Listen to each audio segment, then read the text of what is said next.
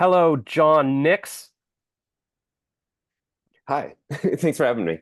That's a cool name. Is that your real name? Yeah, yeah. Well, technically, my real name is Jonathan Nix, but it's just too many syllables, so I just go by John. Oh no, yeah, you can shorten it to that. Actually, yeah, and Jon is a cooler way than John. Like, what's the H there for? Exactly. It's just a silent letter. It doesn't add Yeah, anything to it. no, it's just wasting ink on paper. So where are you talking to us from? Cleveland, Ohio. Oh, I've never been there, but I hear it's nice. And you are the director of, let's see, Don't Fall in Love with Yourself. Yep. How did you get interested in this project? I was always a big fan of Justin's music and of the San Diego scene in general. It's a scene that has a lot of lore to it, and there were always these like crazy stories that you hear about with them. So like once I found one of those bands, I just like kept diving down the rabbit hole, finding every other band that was like attached to that scene. And it was something that was always a big gateway for me. Like it opened me up to a ton of other types of music that I hadn't found before, like jazz or no wave or whatever. And so like it was a thing that always stuck with me forever. And then I ended up becoming friends with Justin. And then I was looking for a project to work on because stuff that I'd been working on was kind of winding down. And I finally just kind of like did a shot in the dark and was just like, "Can I make a movie about you? Are you cool with that?" And then he was like, to my surprise, like very down with it. Wow. So were you like have you always been like a music junkie, like the kind of guy that would go to a record store and like and get into that? Oh yeah, yeah. No, I Yeah. have like 2000 piece record collection. Like music has always been really, really important in my life. It's always been one of the art forms I've really connected to. And So not in a way that's like creative. Like I don't play music. It's right, just a right. thing that's always been really personal to me. You're like Jack Black and High Fidelity, just talking about records and stuff. Yeah. Yeah, for sure. And were you always a filmmaker? Did you go to film school? Yeah, I mean I went to like a small regional school that like a for-profit kind of like little scammy kind of school. Yep. And but I always knew that I wanted to do that. Like from the time I was like 5 or 6, I knew that I wanted to make movies. And so it's always been what I wanted to do. So yeah. So did you think like did you want to do documentaries or did you picture yourself making like action thrillers or I wanted to make like dramas, like yeah. kitchen sink dramas, initially. And I still like writing like that. I've written a lot of screenplays, and I write short stories. Um, But funny enough, when I was in college, we were given a project where we were just given a bunch of raw footage, like interview footage, and it was like as an exercise, make this into a piece, like make this as like into a documentary marketing piece or whatever. And I Mhm. could not wrap my head around it, and I got so angry at myself that I just was like, I need to figure this out. And then once it clicked, and once I figured out how to kind of play interviews off of each other and build a story from raw elements as opposed to having the control of writing it on the page before you try to shoot something. um I got addicted to it. Like there's nothing like um having people expose themselves to you and be in allowing them that environment to be comfortable and mutually benefiting and making something together out of it. Yeah, it looks very hard to make a documentary, like to film somebody sitting there talking, but then have to turn that into something that's visually interesting with cuts and everything. Hmm. And, these days, if you were making a documentary about somebody like a young person, they would have endless footage on their phone.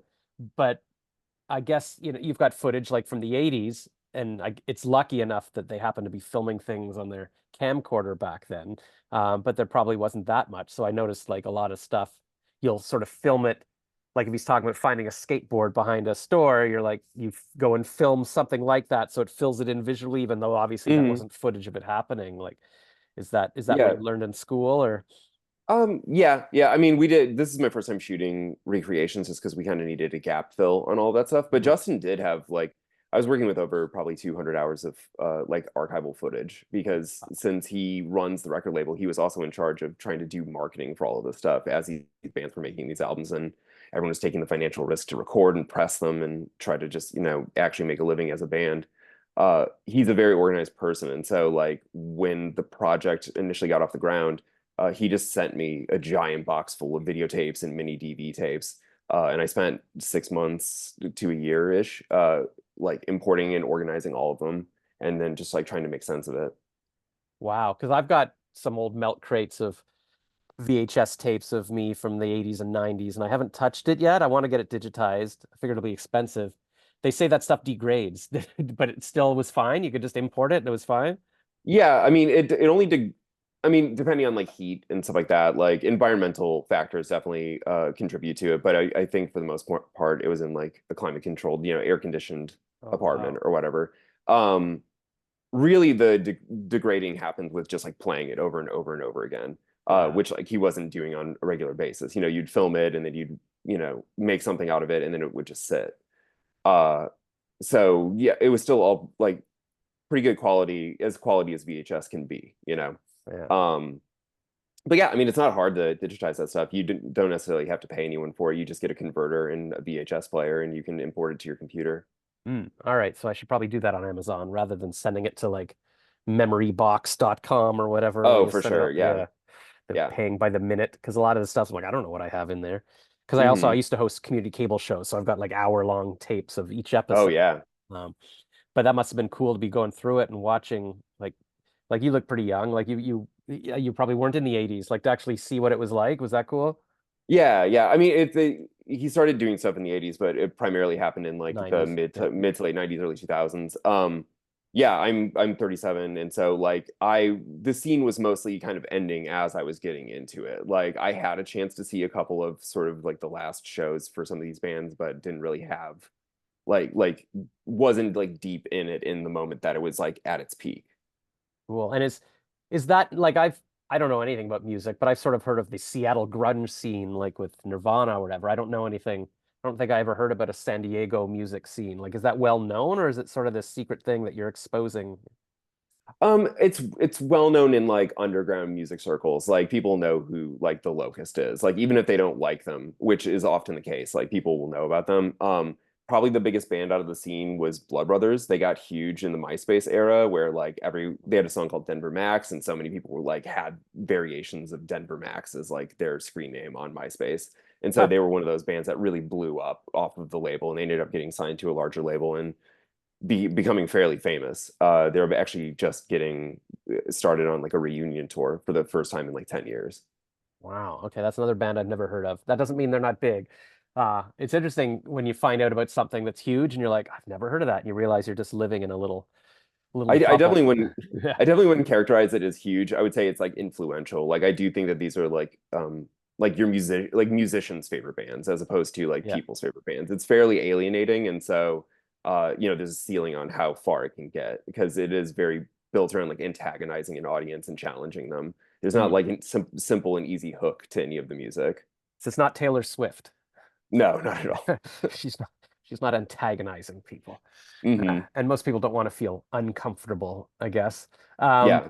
but yeah, it seems like I guess a lot of that music is sort of political and we're angry and yelling at you. Um, did you learn anything about politics or social justice or from exploring all this kind of thing? Yeah, I mean, I've always been involved in politics. I've done organizing and activist work and just like campaigning and stuff like that since I was a teenager. But I mean, really, I think a lot of like what Justin stuff is about is like just practicality. Like it's he says it in a documentary, like how you spend your money is more political than like anything you can say. And so like ideas are important and like ethics and talking about it in theory and philosophy and whatever are all important. But like if you're spending all your money like on Amazon, like that's going to be the biggest determining factor about like your political life ultimately. So it's little practical things as opposed to like bumper sticker gestures, I think, are really the main thrust of the movie. Is like if you want something done, like the best thing you can do is do it yourself, focus on your community, and like make practical choices that are going to have like larger ripple effects. That's what I believe too. Like I think it's so easy to be using a hashtag or whatever. But when it comes down to what you spend your money on, it's like, okay, well, you're actually going to make yourself a bit uncomfortable. You're going to sacrifice something. You're going to go to your way to support something. And Hmm. also, you do have control of your community. You can go, you care about the environment, go plant a garden down the street, go pick up litter. Hmm. Rather than saying, I'm going to stop fossil fuels around the world, like it's not going to happen. Um, but yeah, I feel a lot of people they almost just want to talk about it in the grand scheme, but not actually make a difference. I don't know. Like, Yeah. so Yeah, I, I think a lot of people think too much of a big picture, and like hopelessness can set in that way. Like it can be really counterproductive where you're like we need to end fossil fuels. Like it's a good long-term goal, but as far as like focusing on that, and if that's some sort of a failure on a broad scale, then like there's no hope to it, I think is very counterproductive to actually achieving anything. And I think that like focusing on local communities and focusing on the things that you can like practically do in your everyday life and on the weekends, like is actually how you can affect real change. Yeah, and I think even psychologically, they say helping other people makes you feel better. So, maybe Hmm. you can't end homelessness as a concept, but you can go help the homeless guy on the corner and change his life, kind of thing. So it's Yeah. good to do that. Um, and do you feel this movie's making a difference? Like, is there a message for people, or what do you hope people take away from it? Um, I don't know. I didn't really have a goal in it. I was really looking at this project as a very like anthropological one where I just feel like I've talked about it a lot as the movie's been being shown. One of my favorite filmmakers is Les Blank, who famously did the Werner Herzog documentary Burden of Dreams about him trying to make Fitzcarraldo. But for the most part, Les Blank just made films that were like 20 minutes long, and they were all about like little micro communities, and they were all about little niche art kind of things. Like he did one about like polka in Chicago, and he did a bunch of small documentaries on blues players from Louisiana, and he did all these like tiny little cultural things. And like that to me is kind of how I was approaching it. It's less of a message movie and more of a like this is a thing that deserves to be preserved because it's influential on probably a lot of people that people listen to more broadly. And because if no one captures it, then it'll be forgotten, you know? That's the thing. You realize like all this stuff. I mean, it's not just tribes from 1,000 years ago. It's something that happened 20 years ago. And if nobody talks about it and those people don't record it and they just die, then it's gone forever. So Hmm. thanks for doing the anthropology. That's like a record for history and everything. That's Yeah, awesome. thanks, man. Yeah, no, I mean, everyone talks about like CBGBs, but no one talks about Max's Kansas City, like which is like arguably more important, you know? And I feel like it's like little stuff like that is like what I'm interested in.